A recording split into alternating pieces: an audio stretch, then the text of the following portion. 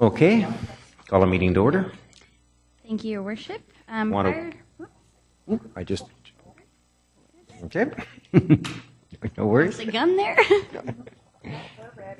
Today, I want to acknowledge we're a city that values the arts, and today is World Theatre Day, a day that celebrates the role of the theatre in education, in artistic endeavor, in entertainment, in peace, and in education. And I already said education.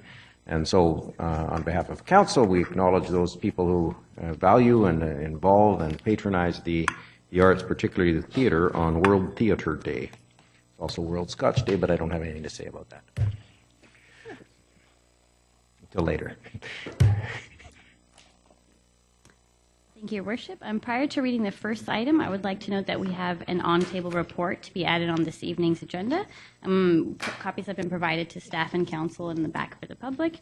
It will be listed as OB1 and concerns a citizen appointment to the Culture Services Advisory Committee.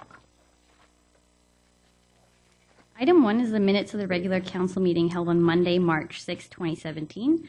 Your Worship, I'd like to note that we were advised of a typo on page 12 of the minutes. Staff will revise this, and therefore the staff recommendation is that the minutes of the regular council meeting held on Monday, March 6, 2017 be approved as revised. Moved by Councillor Hodge, second by Councillor Morrison. All in favor? Opposed? Carried unanimously. Item 2 is the minutes of the Culture Services Advisory Committee meeting held on Thursday, February 16th. Staff's recommendation is that the minutes be received. Moved by Councillor O'Neill, second by Councillor Towner. All in favor? Opposed? Carried unanimously. An item of business emerging from that committee's meeting pertains to the review and adoption of the 2017 work plan. The committee recommendation is that Council approve the 2017 Culture Services Advisory Committee work plan. Moved by the Chair, Councillor Towner, seconded by Vice Chair, Councillor O'Neill. All in favor? Opposed? Carried unanimously. Another item of business emerging from that committee's meeting pertains to the Kaleidoscope Arts Festival name and branding. The committee recommends that Council approve Kaleidoscope Arts Festival as the official name of the annual festival and direct staff to develop appropriate branding to publicize and promote the event. Moved by Councillor Towner, second by Councillor O'Neill. Councillor Zerillo. Yeah, I believe I've mentioned it before. I think that Kaleidoscope is not particularly intuitive, and it's a lot of people don't know what it is, and especially if you have English as a second language, it's a difficult one. So I'm sorry to say I would rather there was some more work done on a more intuitive and easier to explain definition for the Kaleidoscope. Although I think it's a wonderful festival, I'm not sure that this is a easy and approachable name. Thank you. Okay. Councillor Wilson. I actually had the similar, same sort of thoughts, and I guess I would feel a little bit more comfortable if our communications department had a look at it and maybe provided some input before we agree on a name like this. Where, you know, one of the concerns from the last summer was that people didn't understand what it was. Well, I don't know if this describes it that much better, and I would just feel a lot more comfortable if we at least had our communications department involved in this.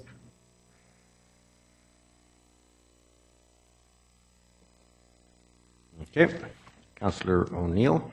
I'd be happy just to have a motion for council to accept the motion, receive the motion, and leave it with staff to make a final determination and a recommendation to us. Because I think it's staff can come back to us, but we can receive this. Staff now has this formally as input. If I wouldn't want to see a division of on this. Let's get staff to really think about it, our culture services staff, our communications staff, and them to come back with a more detailed and well thought out name, and then we can handle it that way. So I'd I'd agree to second if Councillor Towner wants to change the motion for us to just receive and refer to staff.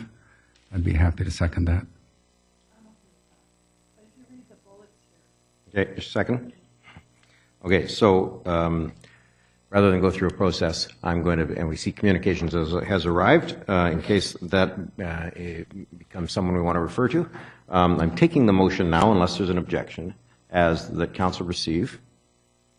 Saying no objection. That's the motion moved by Councillor Towner, seconded by Councillor O'Neill. It actually helps resolve one of the issues I had with it, which was, I'll tell you, there was a member of my household who had seen the sign every day she drove to her work as a teacher, and who just before the day of the event didn't know what it meant, and because it simply said Kaleidoscope, and she knows what a kaleidoscope is, and she was born and raised here. So I acknowledge that Arts Festival solves that challenge. It becomes a brand name Arts Festival. I want to give it the best chance of success. Initially, our discussions related to this festival or this event were kind of, can it be kind of like fusion? Can it kind of celebrate the diverse reality of Coquitlam in a very artistic way? And I think Kaleidoscope captures that for those of us who know the word and have grown up with that element of. But I'm perfectly comfortable having staff contemplate it again. Let's have an examination of it. Okay. Does anyone from staff want to speak? No. Ms. Vincent. Thank you, Your Worship. Before referring this back to Council, I'd ask you to consider some of the other festivals that when they were originally introduced probably didn't mean much. And I would urge Council to give this brand and this name the opportunity to grow so that it does mean something to somebody. So Bumbershoot, I think if I asked you what a Bumbershoot was, nobody could tell me, but you all know what that festival is in Seattle. Lollapalooza. I had a list of them that went to the committee when the Arts Committee considered this, and so certainly we can go back and revisit it, but we did look at it in committee and we did consider that the brand needs the opportunity to grow, and Kaleidoscope will become identified with that festival. It needs the opportunity to grow and for people to understand what the festival is.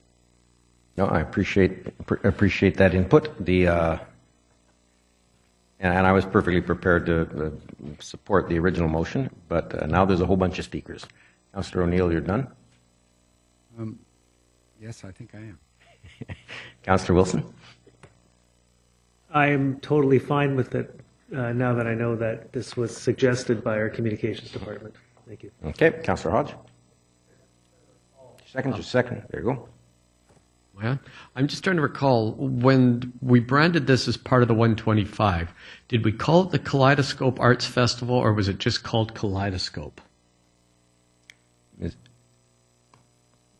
Mr. Eloise. To the chair, at that time it was just Kaleidoscope. Okay. And there was some expressions of, and I think that's where we went with the Arts Festival edition. So to the point that some people didn't know what it was, A, it was the first year, and secondly, it didn't have that second part which says Arts Festival. So I feel better now if the committee recommendation is to call it Kaleidoscope Arts Festival. That helps to explain what Kaleidoscope is, and I think over time Kaleidoscope will become the brand name for that. So that makes sense. Okay. Councillor Towner. Oh, thank you. I was just going to say, initially it was just called Kaleidoscope, and underneath it said eat, dance, play, and one other word, and people didn't know what that meant. So I think if we add Arts Festival to the name, and then it says here a multifunctional statement where arts come alive, or where arts live, or something along those lines. And again, the festival Shumbala, Bumbershoot, all of those. So I think that one more year we can keep trying, keep going with the Kaleidoscope brand. But if we want to change this to receive, I'm happy with that too. Okay. I'm catching a sense here. Now, I suspect that, like many members of council, now that I know that the input of Communications and Parks was part of this recommendation. And it's not just a recommendation of the Cultural Services Advisory Committee, but rather that's staff's perspective as well. I'm comfortable, again, with the original motion. I'm just going to look for council's feelings on it. We're all... Okay, so the motion before us is that council approve the recommendation of the committee. Is there any objection to that? Okay. At least we're all on one page. Any further discussion? The question is approve the Kaleidoscope Art Festival as the official name. All in favor? Opposed? Councillor Zerillo is opposed. The motion carries.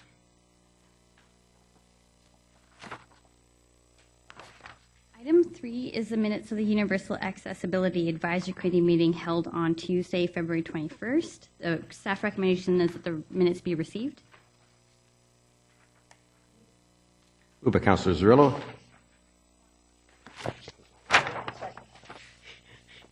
Councillor Zerillo is the chair of that committee, seconded by the vice chair, Councillor Reid. All in favor? Opposed? Carried unanimously. An item of business emerging from that committee meetings concerns the 2017 UAAC work plan review and approval. The committee recommendation is that the 2017 Universal Accessibility Advisory Committee work plan be approved. Moved by Councillor Reid, seconded by Councillor Zerillo.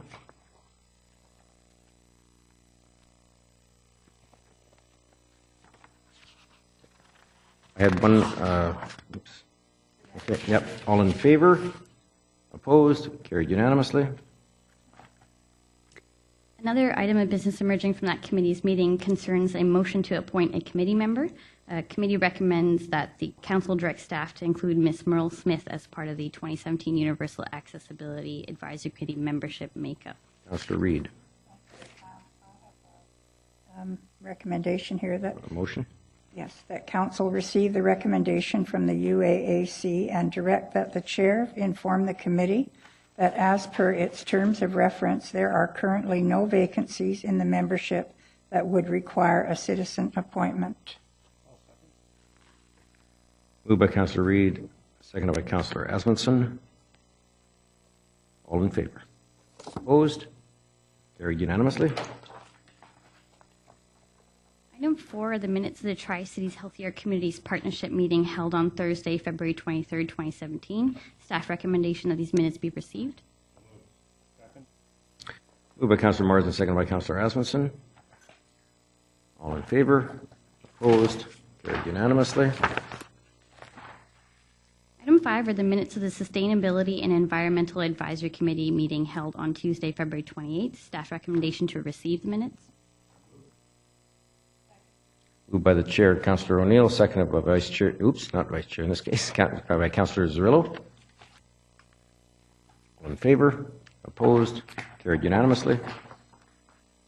An item of business emerging from this committee's meeting concerns the review and adoption of the 2017 work plan. The committee recommends that council approve the 2017 Sustainability and Environmental Advisory Committee work plan. Moved by Councillor O'Neill, seconded by Councillor Reid. All in favor? Opposed? Carried unanimously. Item 6 are the minutes of the Economic Development Advisory Committee meeting held on Wednesday, March 8th. Staff recommendation to receive these minutes. Second. Moved by Councillor Marsden, seconded by Councillor Asmundson. Councillor Zerillo. I had a question about the staff attendance at the Economic Development Advisory Committee. I see that the General Manager of Planning and Development attended the meeting, and I don't remember, I don't think it's a regular occurrence that the General Manager attends one of these committee meetings, so I was just wondering if we could just get some background on the reason that the General Manager was at the meeting. Mr. McIntyre. Yes, thank you, Your Worship. It's correct. We don't make a habit of attending advisory committee meetings. especially those that aren't supported by my department. But no, it was a request of the city's economic development manager, David Monroe, for some planning staff representation to attend the Economic Development Advisory Committee meeting that night.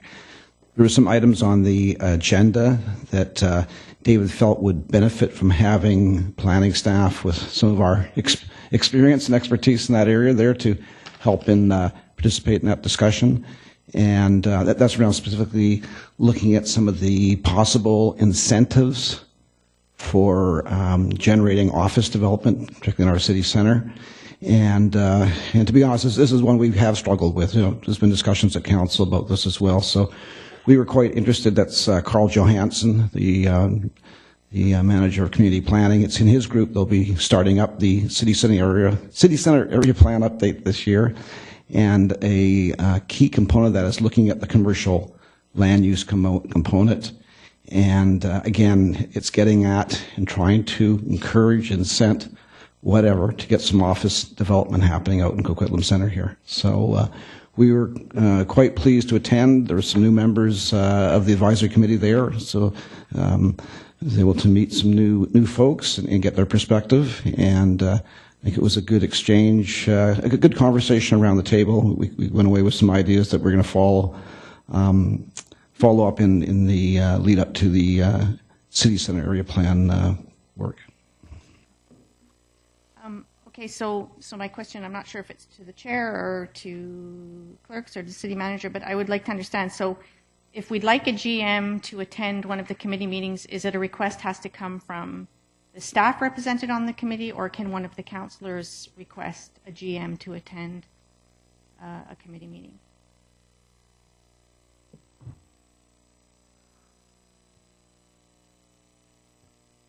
Mr. Steblin. I do not think it's appropriate to specify who should attend.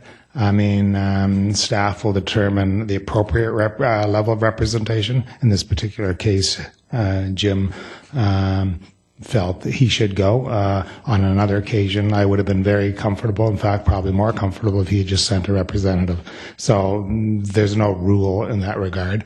It's up to GMs to ensure that the overall work gets done. It is not up to them to attend every meeting, no matter who requests, because they all have limited time.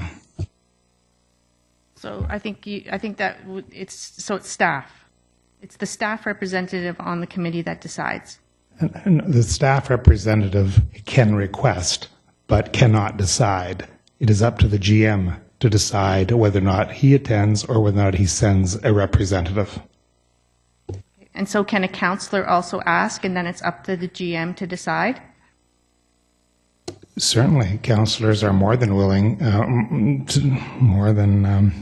able to ask any question at any time, but not to dictate any significant work item that is not already on the work program, and then other policies come to be. Thank you. So the correct request is that staff be represented, or that a department be represented. That's a request, and it's up to that department general manager as to who goes, depending on the issue or the workload. Okay.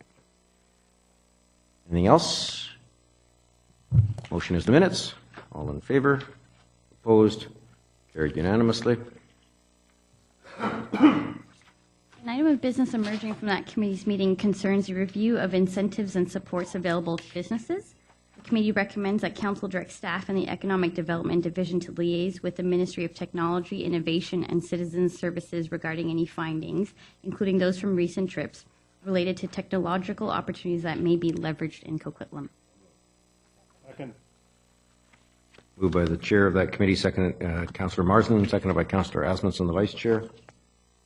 All in favor? Opposed? Carried unanimously. Another committee recommendation on this topic is that council direct staff in the Economic Development Division and the Planning and Development Department to review potential opportunities to create a suite of incentives to support the development of office space within the city. Second. Moved by Councillor Marsden, seconded by Councillor Asmussen. Councillor O'Neill. I'm not sure what sort of time and effort and expense this would involve, so I don't want to support this recommendation as it now reads. Perhaps an initial broad overview by staff to look at what such a review and such a suite of incentives would entail, but it sounds like a lot of work that's, I don't think it's on anybody's work plan, and so I'm not willing to support it as it's written. I read it, though, as a review to review potential opportunities to create a suite, not to create a suite, but rather to prevent potential opportunities, and you'd be more comfortable if it read review. The review? Review the possibility of reviewing the likelihood of. Well, I just, maybe we need to just hear from staff right now, instead of, maybe that's what I want. That's possibly it. That's probably, make solid, if this. Sorry for drilling, but. Yeah, no, but that's good, thank you. Oh, we'll go to the chair, Councillor Marsden, there we go. Thank you. I'd like to provide some context to this. So this came about as part of the discussion around the table. Mr. McIntyre, it was good to note that the city center area plan is under review this year. There certainly is a desire to see employment generating space developed within the city. And he'd indicated, and through the discussion, there been some review of some programs that are in place in Mayardville and the uptick on that, and some dialogue around what other pieces might be available. So he'd indicated this is work that staff are intending to undertake as well in part of it. So this is not stepping outside. It's not adding to the business plan. It's within the scope of what they want to do. And this was this committee's opportunity to support that and send a message to council that they truly believe that we need to take the steps necessary to create the environment for the creation of employment generating space within the town center area. Okay, thank you. Nope. No. Mr. Monroe, you're allowed to. It's up to you, though. This is like the previous question. We invite you. You don't have to. Oh, well, I'm here. Mr. Monroe. Through the chair. As Councillor Marsden had stated and earlier, as Jim had mentioned, it's the purpose of this is to do a review, so it's kind of a broader concept as opposed to getting into the details and try to find out some opportunities that allow us to create more job spaces in Coquitlam in particular, where there's like city center, where there's with towers and higher density areas.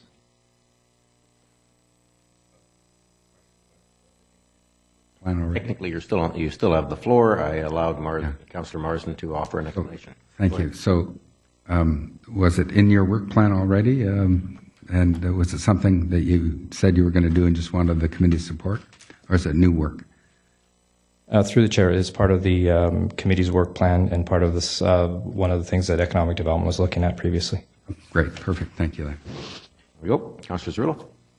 Yeah, I'm grateful for Mr. Monroe mentioning that it was something that was previously discussed, because I do remember it at our last committee meeting when I was still on the committee.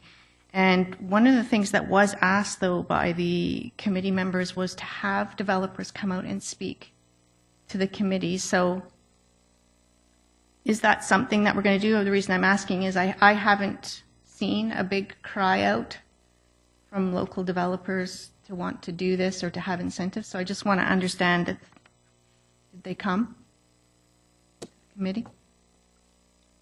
Mr. Monroe. Through the chair, it's part of the process that we would be engaging the development community in the discussions with the review. They haven't yet come to the committee to discuss this.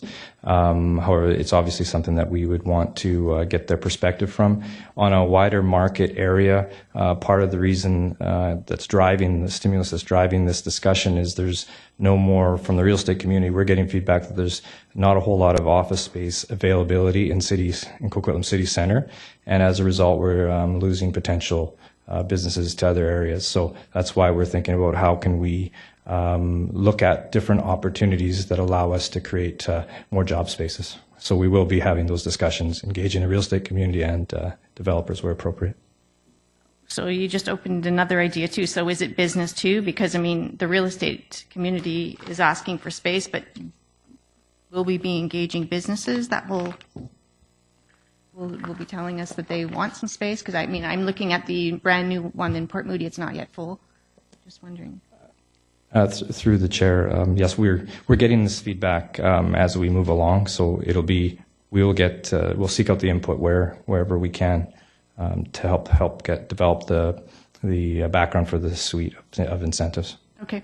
And we're talking about job creation here, which is wonderful. Is there an opportunity to offer, if we're putting together these ideas for incentives, are we also able to incorporate our current businesses that are in the town center? If we're doing this city center area plan, I mean, we have significant taxpayers that have been in the town center area for a long time. It kind of reminds me of when your phone and television provider incents new customers to come but doesn't do anything for someone that's been with them 10, 15, 20 years. So I'm just wondering if this incentive piece is just for new building of office space, or is it for any job creation opportunities in the city center area? Mr. McIntyre. Yes, thanks, Your Worship. Just a couple of general comments, and I'll come back to that question in just a moment. As mentioned, it was really an engaging discussion that night, and interesting hearing the views around the table, including the representative from Coquitlam Centre Mall, who's a long-established commercial property owner in our city centre, and they definitely have a view on things. In terms of where this fits within the Planning and Development Department's work program, as mentioned, I would see this as part of the lead-up work to the city centre area plan update as well, and that's on the 2017 business plan. As well, we're also getting ready to kick off our commercial zone review, and that's as part of the business improvement program as a project there. Similar to what we did with the industrial zones some years ago, we're going to do the same thing with the commercial zones, and let's review the full range of commercial zones in Coquitlam. I think my sense is some are out of date, some need some overhaul, and through that process too, we can then get at some of the things like some of the issues around, again, encouraging or incenting office development. And through that process, and similar to what we did with the industrial zone review, there will be ample consultation with property owners, brokers, businesses who want to reach out and involve all parties. I'm trusting it won't be as lengthy a process as the industrial zone review, but it will cover a lot of bases that, again, will provide really helpful input to the city center area plan. In terms of incentives, yeah, we will want to scan the dial and check. We know we have a model in Maillardville we tried, but many other municipalities have taken other approaches on this, so we'll want to check and see what sort of opportunities there might be. Some may benefit or be more directed to new development, construction, or renovation. And I'm not sure about in terms of established property owners unless they wanted to redevelop their property. But that's the sort of work that we want to explore through that review. Okay, so it's exciting, like it's interesting. I mean, obviously we have a multi-million-dollar investments in our city center with SkyTrain, which we haven't yet felt anything from. So it seems to me it's maybe a little bit early, but I guess what I'm asking is about a holistic review. Like this one talks specifically about development of office space within the city. If we're driven by wanting to create good paying, family supporting jobs, I would want us to widen the scope from not just office space, but any opportunities, incentives. And the other thing and I mean, this is probably not the time to have the discussion because I didn't realize that we would be generating work out of these committees. Like this is a broader discussion that would have been nice to come to council. To talk about the idea that if we are going to do any kind of incentives, whether it's in town center or city center or wherever, where is that money coming from? Because at the end of the day, we only have one pot of money, and we have a council that's very driven by keeping taxes low. So any money we take, if we decide to use money as incentives, that takes away from potential services that we could offer, other opportunities for our residents in the city of Coquitlam. So I just hope that it would be a holistic approach to creating jobs and that it wouldn't eat into basic services once we start incenting those that are already supposed to be benefiting from the SkyTrain and other incentives that the city offers. Okay. Councillor Zrillo just made a comment that sparked a little bit of a response, a little bit of a comment from me. I don't think anyone was talking about, I wasn't at this meeting, but I don't suspect that we're talking about a monetary incentive, that is funding from the city, as much as we would be talking about the range of other incentives that typically get applied to this, be they density, those sorts of incentives. And or in the case of, for example, Millardville, a 5-year tax holiday, reducing tax holiday, which isn't so much a monetary incentive because if it does succeed in spurring the development office space, it succeeds in generating taxes where none were coming before. So I don't know if Councillor Marsden wants to. Happy to. Again, there wasn't specifics discussed of what those incentives might be, and Councillor Zrillo has gone to look at it from a monetary perspective. As she noted, we did have some high-level dialogue in last year's committee about this, and one of the comments that was brought forward by a representative in the industry was identifying some similarities between the affordable housing plan that the city has adopted and the incentives that are there and the incentives that might be available for commercial. The one he specifically noted was the density bonus. So it's not necessarily a cash incentive. It's not we're taking revenue away from something. We're enabling and encouraging the development of a service, of a product that we do identify as something that's going to be needed in the area. The Metro 2040 report very clearly states that we're trying to move the employment people that live and work in the Tri-Cities from 38% to 42%. In addition to that, we're going to see a rise in employment in population as well. So you start to look at that, run the numbers in terms of what that means in terms of employment space required for all this. It is a significant additional square footage that we need over the next 20 years. And we just want to make sure that we're ahead of the curve and starting to lead and say, this is what we want, and not being responsive and reactive to the industry, but saying we want to make sure we drive and shape the town center so it looks the way we want it to look, not a hodgepodge and hope it turns out okay. So there wasn't a specific discussion about it with regards to monetary. It was let's identify where we might go, how we might play in this space, and deliver employment-generating space. Thanks. There you go. I appreciate that, because that does help me as well. It's the same sort of discussion we had about housing where traditionally communities have been order takers. We simply wait at the counter for someone to come in with their idea of how to make money in their community. If we can, to some degree, figure out what some of them need in order to succeed, and if that is office space, if that is commercial space, if that is warehouse space, then start figuring out how to make sure that we connect the demand with the supply rather than let it happen accidentally. So I appreciate that very much. The motion is the committee recommendation. All in favor? Opposed? Councillor Zrillo is opposed. Motion carries. Item 7 is the first item from consideration from tonight's public hearing. It's zoning amendment bylaw number 4740 for 3512 David Avenue. Staff recommendation is that council give second and third readings to City of Coquitlam zoning amendment bylaw number 4740. Second. Moved by Councillor Hodge, second by Councillor Asmundson. All in favor? Opposed? Okay.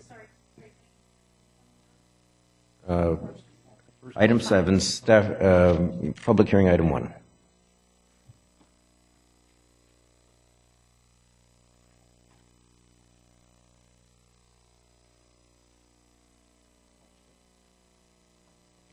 Okay, all in favor? Opposed? Councillor Zrillo is opposed. Motion carries. Item 8 is zoning amendment bylaw number 4746 for 3500 Baycrest Avenue, 1235 and 1245 Mitchell Street. Staff recommendation is that council give second and third readings to City of Coquitlam zoning amendment bylaw number 4746. Second. Moved by Councillor Asmussen, seconded by Councillor Marsden. Item 8, all in favor? Opposed? Carried unanimously.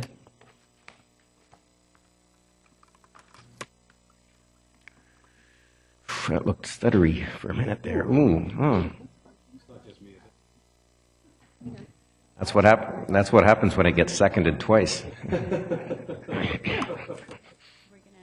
My apologies for the technical difficulties, but we're back on. Item 9 is zoning amendment bylaw number 4743 for 934 Walls Avenue. Staff recommendation is that council give second and third readings to City of Coquitlam zoning amendment bylaw number 4743. You can't move and second before she's finished reading. Moved by Councillor Towner, seconded by Councillor Marsden. There we go. All in favor? Opposed? Carried unanimously. Item 10 is zoning amendment bylaw number 4744 for 1139 Dansey Avenue. Staff recommendation that council give second and third readings to City of Coquitlam zoning amendment bylaw number 4744. Moved. Moved by Councillor Asmussen, seconded by Councillor O'Neill. This is public hearing item 4. All in favor? Opposed? Carried unanimously. Item 11 is fourth and final reading to zoning amendment bylaw number 4655 for 945 Walls Avenue. Staff recommendation is that council give fourth and final reading to City of Coquitlam zoning amendment bylaw number 4655. Moved by Councillor O'Neill, seconded by Councillor Hodge for fourth and final. All in favor? Opposed? Carried unanimously.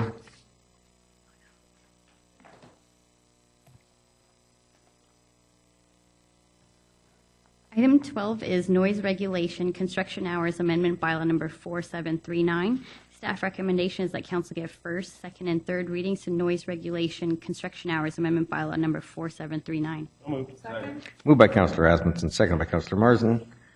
I have a question. Actually, there's a couple of speakers too. Councillor Marsden first. Yeah, just one quick question with regards to speaks to the owner builders, and currently they're exempt, but under this new bylaw they would not be exempt from the regulations.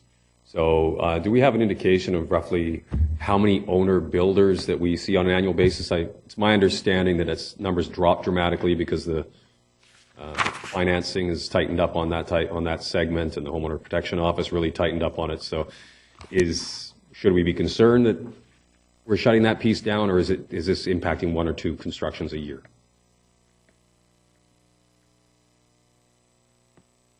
Thank you. Mr. Vance. Yes, through the chair to Councillor Marsden. I don't have exact numbers for you this time. Your instincts are correct, I would say, with the Homeowner Protection Office and their rules, tightening up some of their rules. The number has been dropping. I don't have exact numbers. I think it's more of the spirit of the noise bylaw is that it allows a homeowner to make their improvements when they typically could, which would be on a weekend. Yeah. We want to make it easier for them to do that, but limit the for-profit construction activities on a Sunday or statutory holiday. Yeah. With my time in the financing end of this, I noted that the numbers were dropping, and it, in many cases, I mean, the reason the Homeowner Protection Office tightened up is because there was a number of people trying to circumvent the regs by calling it owner builder, but as soon as the foundation was poured, there was a for sale sign in the front yard while the framing was going up. So, I was just wondering just how many people it was impacting. I think the revisions look solid, and I think it addresses a lot of the feedback we've heard from the community, so I'll support it completely. Thanks. See, my concern was similar, but I didn't take it the way Councillor Marsden did, and I've spoken to Mr. Vance, so I'm going to get clarification. Mr. Vance has just in his recent response was that the owner builder is less relevant rather than this now applies to the owner builder. I believe. I don't want to put words in your mouth, Mr. Vance.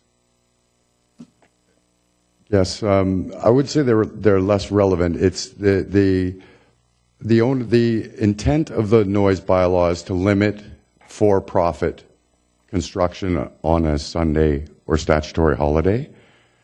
Currently, the way it's written and it would be interpreted and applied would be that an owner builder building a brand new building, the same rules should apply as somebody doing it for profit. So they couldn't actually conduct it without being in contravention of the noise bylaw on a Sunday or statutory holiday. So they're looked at, that owner builder is looked at as the same as any contractor in Burke Mountain. And what wording have we changed in order to achieve that? Or are we simply trying to interpret the spirit, the opposite of the words of the letter? Because that's sometimes successful, but sometimes not.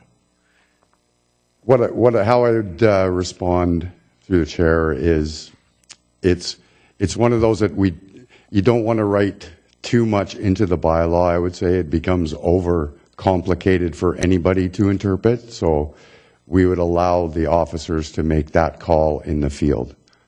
So again, it's because it's subjective, the noise bylaw itself is subjective, it's used and applied in the field. So they would look at that owner builder as somebody building that large single family dwelling or whatever the case may be, a two-family dwelling, and apply the rules that way. Hope that makes sense. Okay, but the wording that we currently have, and we're not changing it, is that no person in the city shall for profit or gain on a Sunday or holiday construct, erect, etc. That applies clearly to a contractor, clearly applying to someone whose job it is to build a house. If a owner builder were to get through the system at HPO and build a house, he's not doing it for profit or gain. He's doing it for he theoretically at least, could arguably at least, and in court at least. So I wonder why we don't, and I recommended, and I suggested this before, don't simply say, notwithstanding to, the construction of a house is deemed to be for profit or gain, or notwithstanding to, the construction of a house cannot be done on a Sunday. That's for my perspective. Then bylaw can simply say, no, I don't care if you're an owner, builder, contractor, whatever. I don't even have to look you up. I just say you're building a house from scratch. You can't build anything on a Sunday, and that's been my challenge with this bylaw up till now. So we didn't change those provisions. We left those provisions intact, and I think, are suggesting to change our interpretation of the spirit. Mr. McIntyre. Thanks, Worship. No, that was it's a good, tight, succinct report that Doug has prepared in a package. But that was one paragraph in there that rustled over a bit. And as Doug has explained, it's around interpretation and the intent. Now, if council wants absolute clarity and change the wording in the bylaw, that could be done. We'd have to take it back and do that. But I would suggest that given the declining amount of owner-occupied or owner-builder construction, it doesn't seem to be an issue. I think if as Doug says, it called for a call in the field in terms of is the bylaw being violated or not, or we'd have to look at the background of the situation that can be done through that process. So we get what we're looking for here. We want to minimize or do away with obnoxious construction noise on Sundays and statutory holidays. Well, part of it is that, but part of it as well is that I'm ultimately wanting us as a council to contemplate whether, when a building permit gets taken out in an existing neighborhood for a new home, whether we could let the residents adjacent to know either by poster or by posting their rights. And one of their rights is it's a new house. Under no circumstances can you construct on a new house on a Sunday or holiday. I was by one yesterday, and the fellow was with impunity doing work on the house. I didn't actually get a chance to report it, but on the other hand, I don't know whether he's an owner builder. I assume not, because it didn't look like one. But I really want us to be able to be firm. Under no circumstances can a house, an excavation for a house, the foundation pumping for a house, any of those things can be done on a Sunday unless the house is at lock-up and you're working inside quietly by anybody, including the owner of the house who comes to that house to make modifications on a Sunday, even though he may have a contractor. From my perspective, no, we're disrupting neighborhoods an awful lot when we build a brand new house. And some neighborhoods have seen serial disruptions for years now. And I think we can give them Sundays.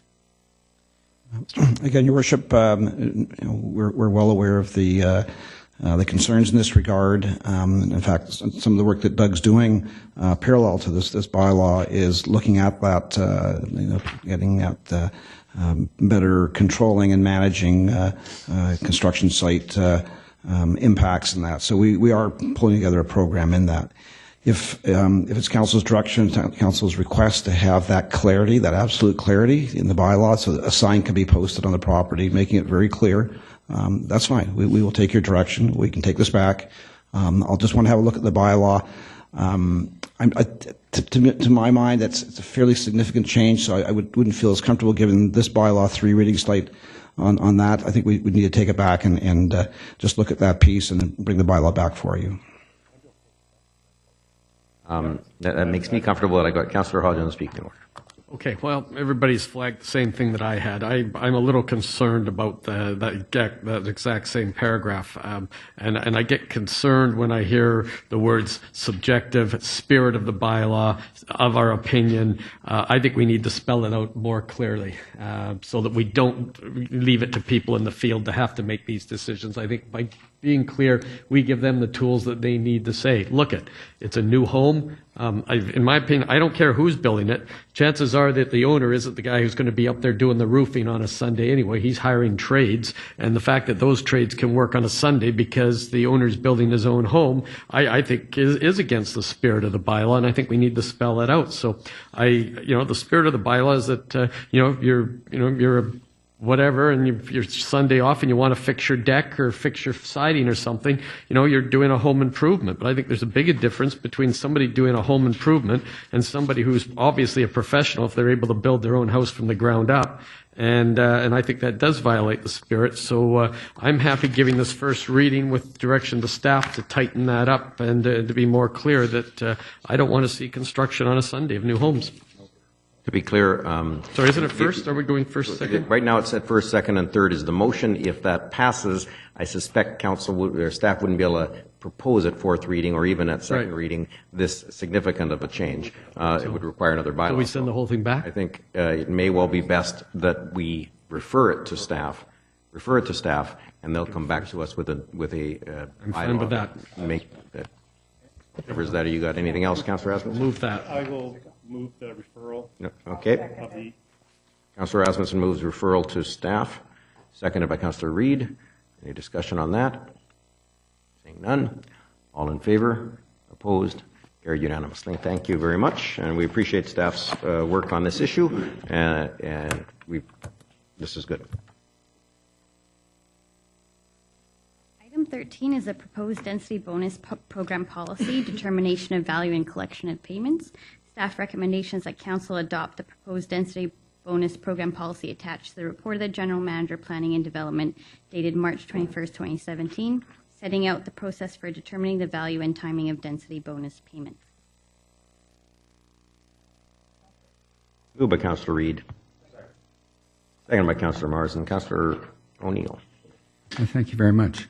I was actually surprised with the lack of detail in here, specifically around it says the policy, the draft policy talks about the density bonus value will be determined by the city based on the current market value in the development neighborhood and mutually agreed upon by the city and the developer, and where that value cannot be mutually agreed upon by the city and the developer, there'll be an independent real estate appraiser.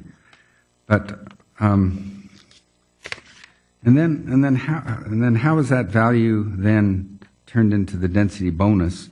I thought that we would be seeing a formula or some parameters or what The formula is already in the policy.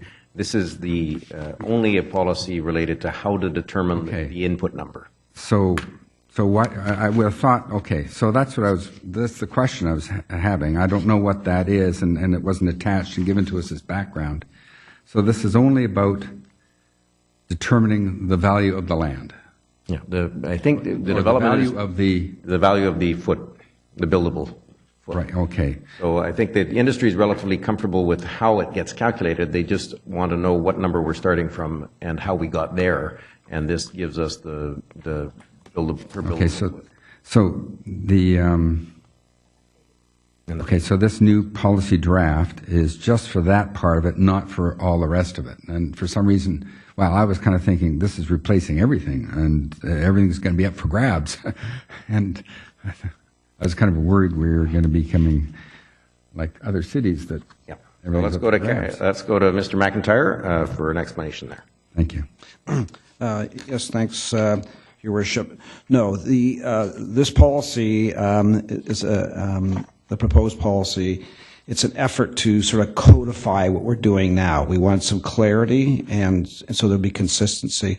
But no, there's not market change on how we determine density bonus values, how we administer the program when they're collected, and that. And just to respond to some of the questions, as Council recall, under the zoning bylaw for the various high-density zones, there's a table in there that enables the developer to increase the density for a building site, for a development site, above the base density in a series of steps. And I think as Mayor Stewart pointed out, through this process here, this policy is trying to capture, it identifies what the value of that per square foot of buildable area. So you plug that value in at each stage in the increment of the density bonusing. What this does, it just sets it out in the policy with the weight of council's endorsement, which I think is very important. It also talks about the duration of time, and this is where the issue came up. We have a system that's worked quite well, to be honest. Sort of mutually reaching a agreement on the buildable square foot value. But how long that estimate lasts for, and that was the issue that came up during a period of rapidly rising land values. Staff had actually asked to increase that after 6 months, and there was a concern about that. So what we're trying to do here is just make it clear that it's for 12 months. So it's a 12-month period, and that's kind of akin to what we do with our DCCs. When the DCCs are increased, there's a 12-month sort of grace period. So it gives that certainty for the developers a period of time. Okay, I you can freeze it by paying it. Yeah. Under some circumstances. All right, I have my question answered, then. Thank you very much. Okay, Councillor Asmussen. Well, thank you. I thought our policy before was okay, and I know we had one complaint or two complaints about the period of time basically was the time of 6 months or moving it to a year, and that was a major request in the change in the whole bylaw here. And I like how we've had the phasing where you can split up the building permits. What I'd like to see, though, and have council staff consider in the future is that we're under a lot of pressure a lot of times from our staff around the region about getting building permits out in time. What we've seen from time to time that we will do the effort, we'll get the building permit ready to go, but a developer will decide, well, I'm not ready to pick it up because they have to pay all their fees when they pick up their building permit.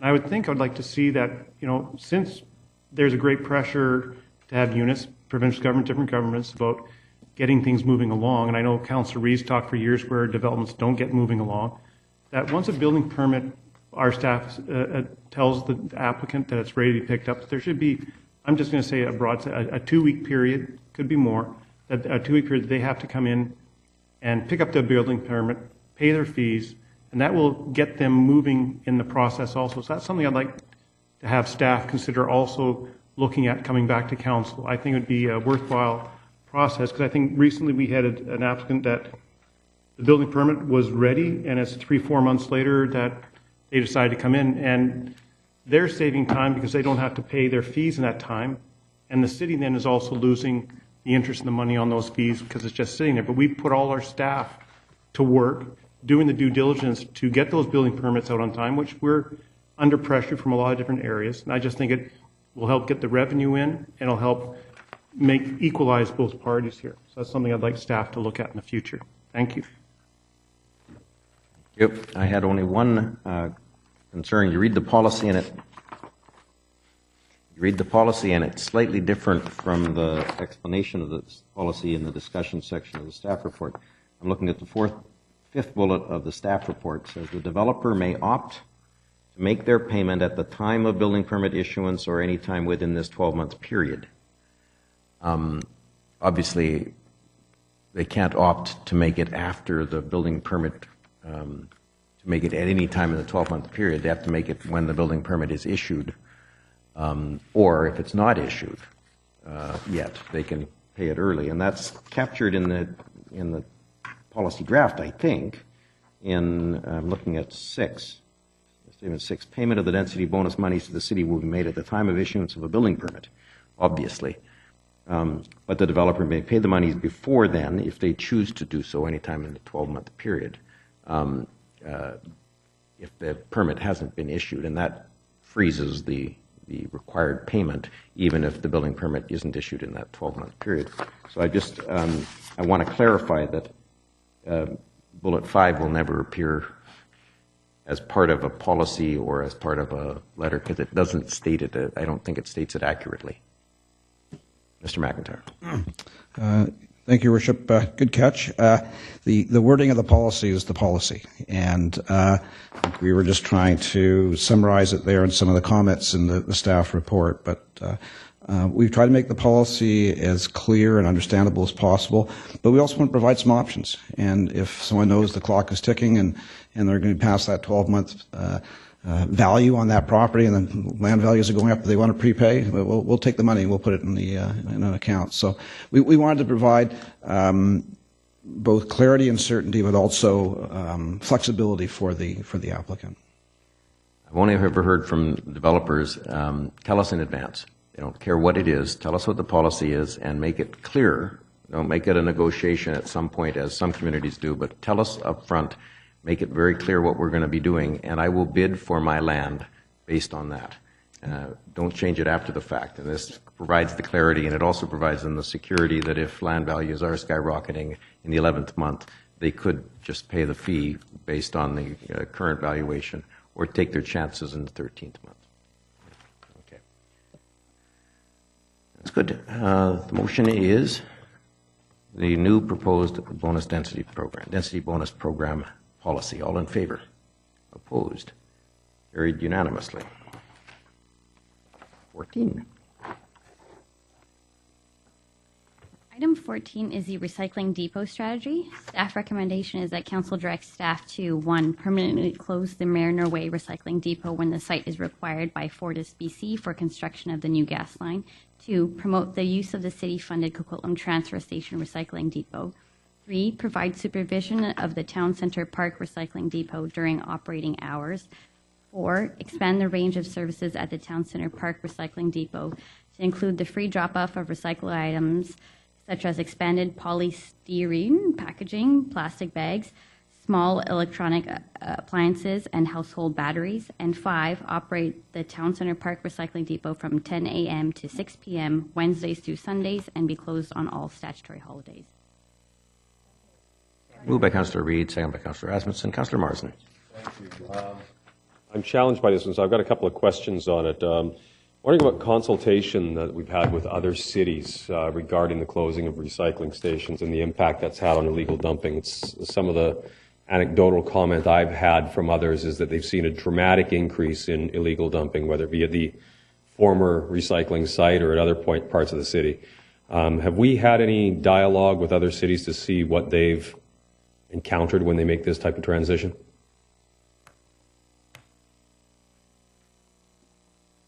Mr. Kusi. Through the chair, we have talked with a number of other municipalities. Actually, Coquitlam is unique in that we are currently paying for 3 municipal funded depots. Most cities have 1 at most. So to reduce the recommendation to eliminate the Mariner Depot, there's still 2 that would be in service, and so we don't expect any dislocation as you'd find in other municipalities where they only have 1 to start with. Okay. The suggestion here that we'd have town center open, closed Mondays and Tuesdays, open Wednesday through Sunday, but from 10 till 6. Again, discussion about dumping after hours. I mean, you take a look, it's a densifying area with towers and that in the air, and I would anticipate a lot of folks are in traffic till 6 p.m., so their ability to get there during the week is going to be pressed to get there by 6. So, again, I've got some concerns there about illegal dumping at that site, and I don't know that cameras are going to solve the problem. So we had dialogue about looking at a different set of hours, or is this just to try and get it to a 1 FTE can cover it all off? Your Worship, it is partly in regards to the staffing complement that would be required. Richmond, the City of Richmond and the City of Newsminster operate with these particular hours, Wednesday through Sundays, and from 10 to 6, and they find that to be successful. Right now, we have quite a bit of illegal dumping going on at the depot after hours even now, and it's ostensibly open from 8 till 7. Okay. All right. And the last piece on town center is talking about stopping vehicle traffic in, so it's going to be walk-in. Is that the way it currently operates? Is it you can't drive into the facility? Your Worship, people do drive in. There's really no traffic pattern for them. And so if you have more than 1 vehicle on site, it gets difficult for people to negotiate. Okay. So that's the other challenge I have, is that the walk-in, I just see it difficult. Somebody's pulling up an SUV full of cardboard and that. How many trips are they making back and forth to the farthest point on the lot to drop this stuff off? So I appreciate what we're trying to get to, but I'm still struggling that this is the solution that's going to work long term. So I'm afraid I'm not going to be able to support it tonight. Thanks. Thank you. Councillor O'Neill. Oops, Councillor Hodge, my apologies. Yeah, I mean, yeah, I mean, similar concerns. Certainly, it is a reduction in service from what people have experienced, because they've had a Cadillac service with 3 drop-off centers in addition to one of the best curbside pickups, given that we allow glass pickup on curb, and a lot of communities don't. So I think we've got a good program in place. I think that, you know, one of the things we've learned about recycling and such is that you have to make it easy in order for people to recycle. But I also hear a lot of complaints about the condition of the facilities, and I think that by having one facility that is staffed, I think that will improve the condition. I also like the idea of increasing the amount of things that can be dropped off. Certainly, the polystyrene or styrofoam, I think, is a bonus having that. Looking at the design for the recycling depot at Town Center, and I think we're operating in a very confined space there. So I get that, because similar to Councillor Marsden, my concerns are vehicles not being allowed to go in. I do use that facility a lot, and I see SUVs and minivans backed up, stacked full of cardboard, and people making half a dozen trips, even if it's only 6 feet from the back of their vehicle to the bin. So I sort of struggle with the idea that they're going to park somewhere on Trevor Wingrove Way. I don't know if we're going to dedicate parking there, how we're going to do that. But I just think a lot of people walking in and out is going to be problematic. I don't know that we have a solution to that. The other one is looking at this configuration, and again, I fully recognize that this is because of some of the space restrictions, but we currently, I believe, have about 3 containers for cardboard. Is that correct? Your Worship, we have 6 6-yard containers. 6 containers, and we're going down to 1? Your Worship, the 1 would be a 40-yard container, so the capacity would go up by 4 cubic meters. So this 1 is bigger than what we have now? The 1 would be a roll-off container, so it would be a 40-yard cardboard container. There's currently on site, there's a large roll-off container for household containers, plastic, metal glass containers. Right. So it'd be similar to that. So we would have the same capacity. I mean, I was just concerned about frequency. I thought we were going to a smaller container that would require more frequent pickup by the contractor.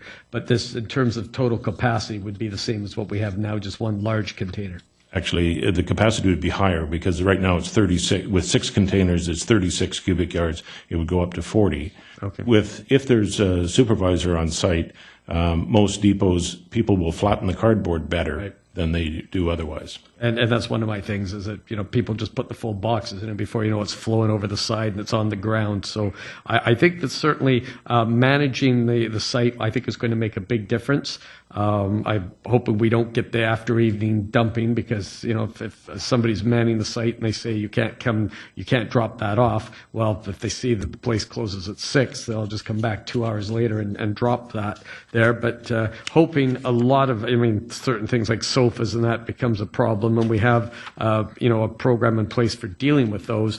But hopefully with the expanded number of items that we would take, such as small electronics, we're not going to find those, CD players and things stacked up at the doorway that now people will just bring them right in. So this is a change from what we've had. And in some respects, it's a reduction. In some respects, it's an improvement. I think there's a lot of improvements here that offset any of the perceived reductions, and recognizing that we've talked about someday maybe moving to a different facility, and in which case we'll have some options with layout and design and traffic and things. So I think as an interim step, there are enough improvements here that I can support it.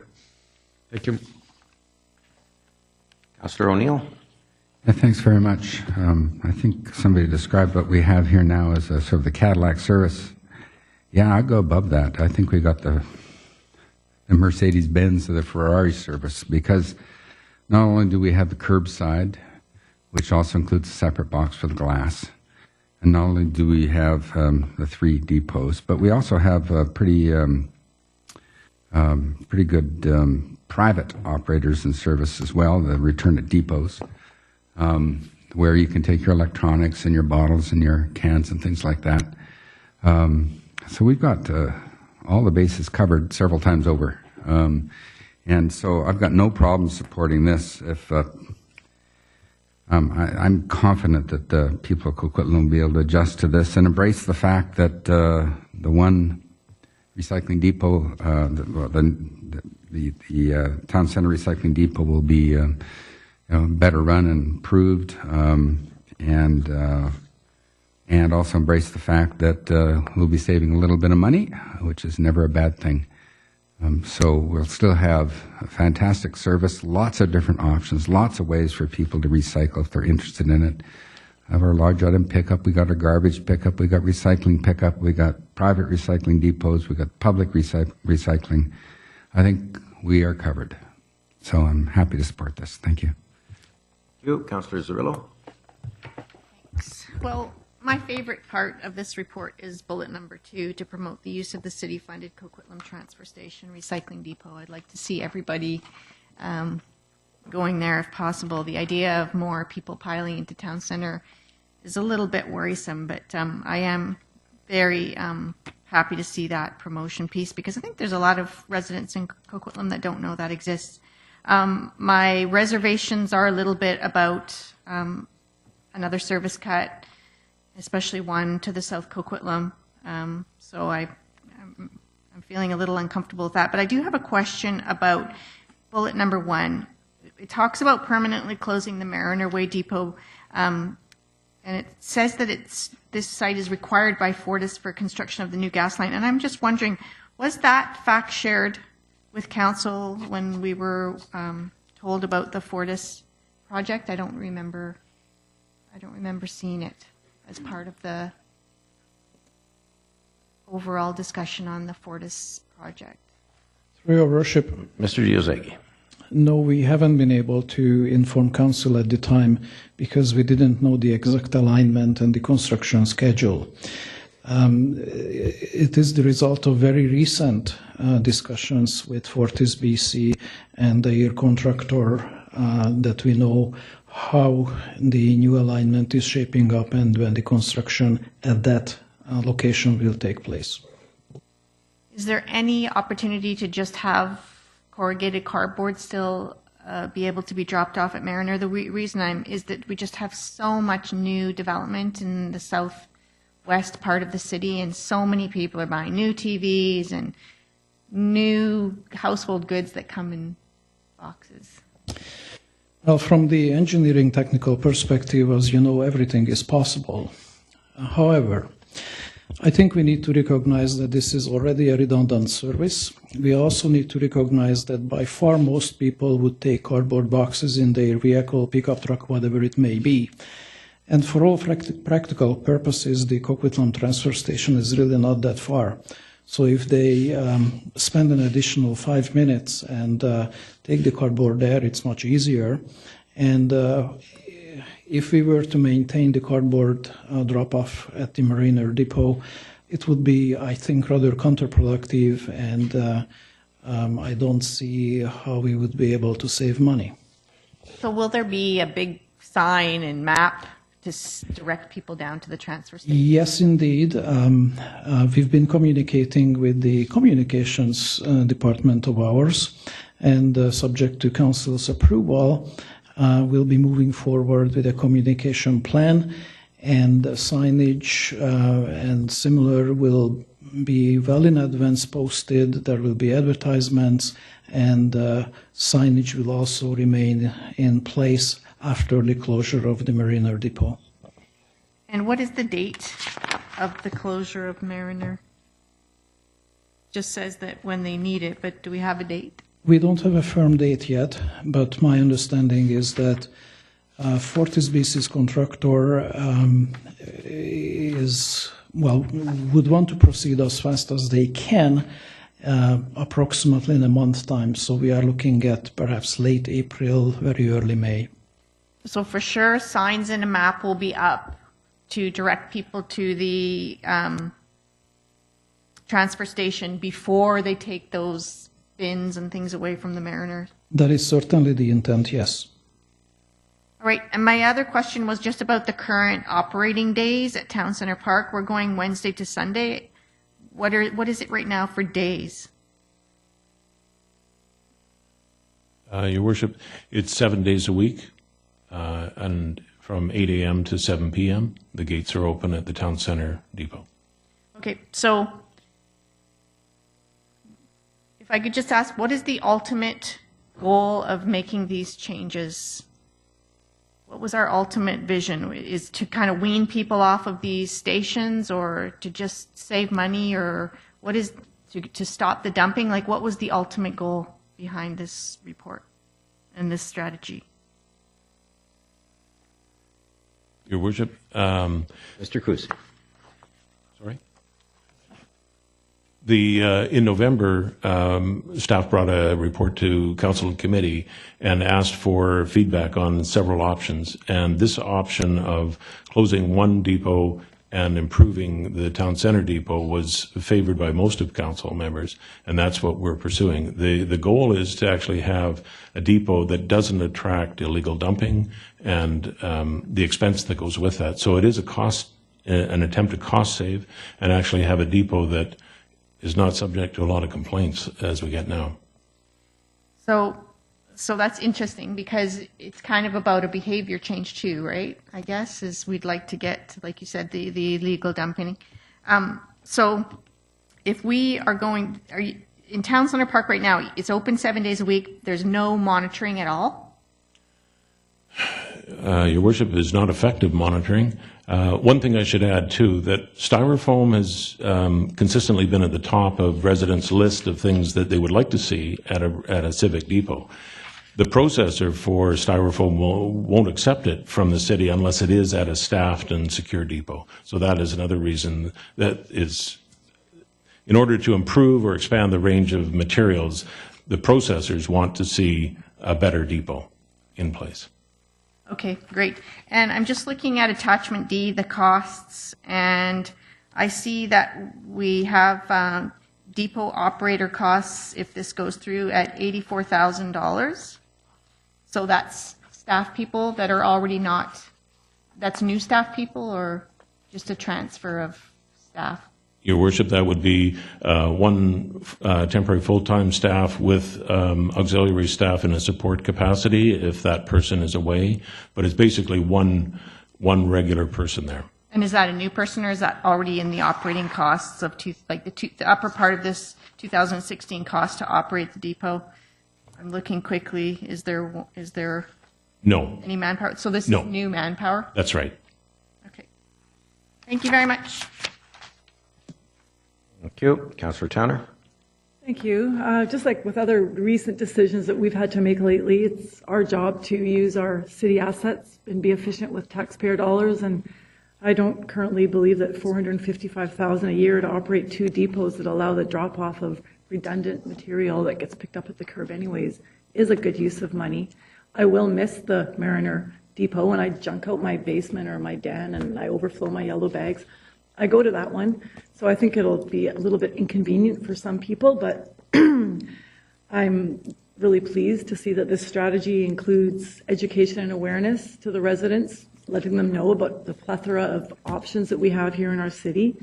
And I'm happy that the Town Centre Depot will accept additional items, especially styrofoam. I know that's a big concern. And I also think that the supervision is the key and will help address some of the issues with the illegal dumping and the high costs associated with these types of depots. So, and I also think a temporary full-time employee makes sense given we don't know what's ahead for the longer term. So I'm happy to support this recommendation. I think it will be inconvenient for some people that live at the south end, but if we do a good job at educating them on the other options that they may not have known about, I think it'll be a good decision. Thank you.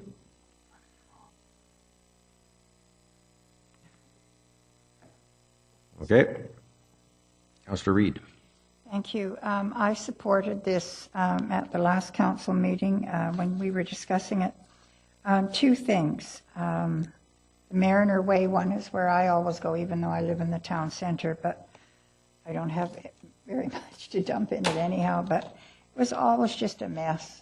We have a bunch of piggies that come there and just dump everything wherever they want to dump it, and they don't care, and that upsets me. So I want to make sure that we have cameras at the town center station. We have put millions of dollars into the town center park, into SkyTrain, into all of these things to make our city beautiful. And I don't want it wrecked by a bunch of slobs that are too lazy to get out and pick up their garbage. So I think I'm being about as blunt as I can. And I also hope that the cameras pick them up. And the one thing you haven't addressed is what kind of fines. If I can get their license plate number and watch them dumping their stuff on the ground, I don't see listed here anywhere what I can fine them. So in the next few weeks or so, I'd like to know what that is so that we can also add that to the signs. And I'll be glad to be a collector. Thank you. Thank you. I've been so disappointed so many times when I show up at either Mariner or Town Centre and I see people have dropped off pots and pans and they've dropped off lawn furniture and they've dropped off any manner of things, some of which I think they were being well-meaning. They didn't want to throw it out, so they put it at the recycle centre even though it's not recyclable. And I've also heard from lots of people about styrofoam and about batteries and about trying to make it easy to recycle.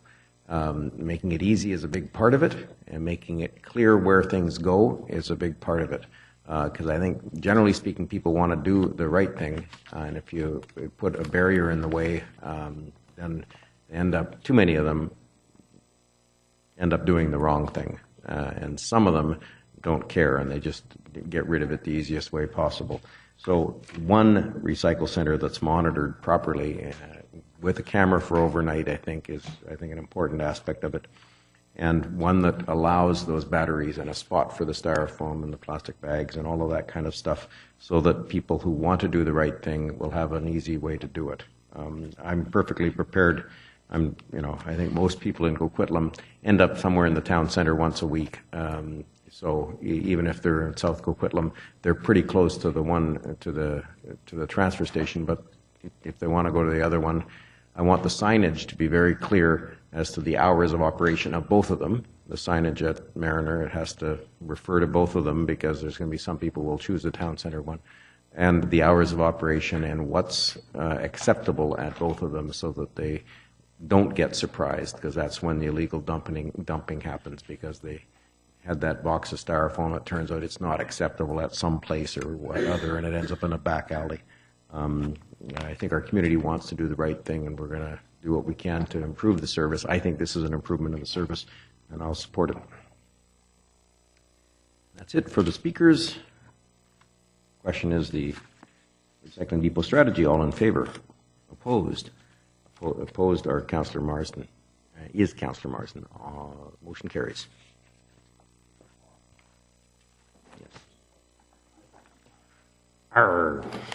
Councillor Marsden. OB1 concerns the appointment to the Culture Services Advisory Committee. Staff recommendation is that Council approve the appointment of Ms. Elsie Lee to the Culture Services Advisory Committee.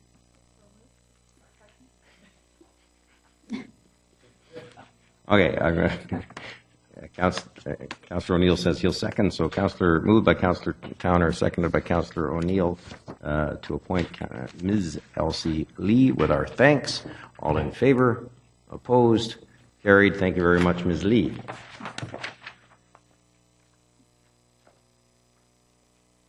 Adjournment? Moved by Councillor Asmussen, seconded by Councillor Reid to adjourn. All in favor? Opposed? Carried unanimously. We'll now open the floor to any questions from the audience on any items.